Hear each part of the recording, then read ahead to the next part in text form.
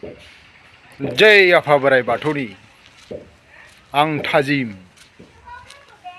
आं दा थांगोन दखानाव मैदा लायनो दतमा बाजाराव थांगासिनो दं मैदा लायनो।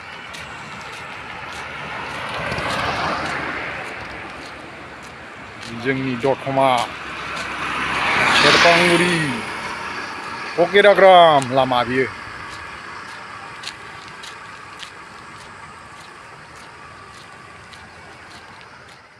दा सौफैबाय गालामाल दखानाव, आदैनि गालामाल दखानाव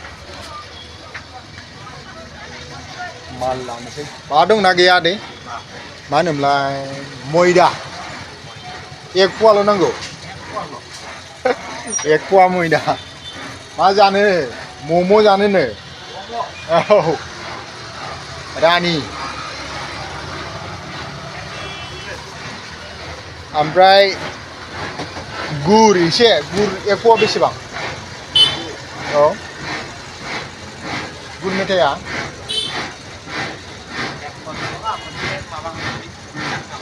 औ बेसेबां लायो? खैजन मेथाइ?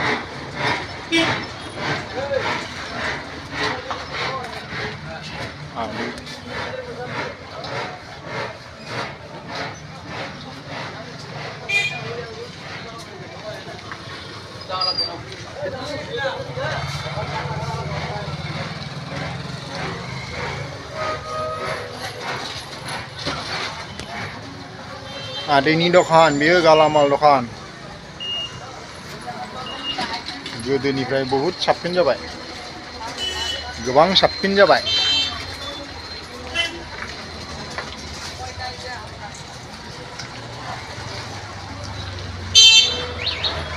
आरो नैबेयो आदा सिमानि लाइब्रेरि।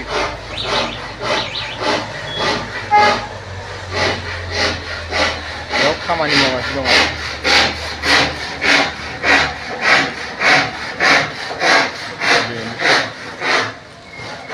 जाबाय आदै?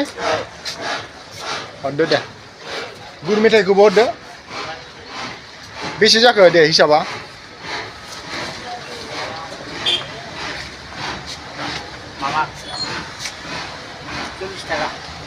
होमबा ओमफ्राय बै डेयरी मिल्कखौ मोननै हरबावदो।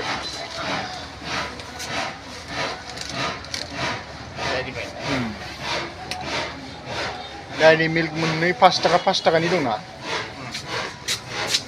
ओमफ्राय 5 स्टार 5 थाखा 5 थाखानि मोननै।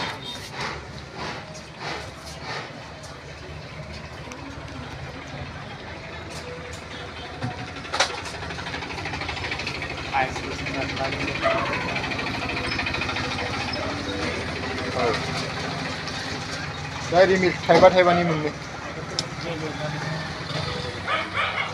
जाबाय? होमबा हिसाबखौ खालामदो दे, बेसे जाखो?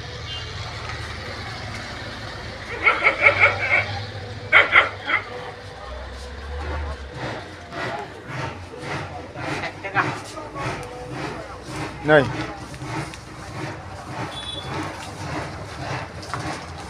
60 थाखा जाबाय। 50 बे बेसेबां दं? 20 थाखा नामा? बेयो गांसेया? औ होमबा आं 10 थाखा मोनफिनगोन। नै लाबाय। भिडिअ बानायदों आं आदै। औ दोनथ'बाय दिनैनि भिडिअखौ। उननि भिडिअआव लोगो मोनबावगोन। जय आफा बोराइ बाथौनि।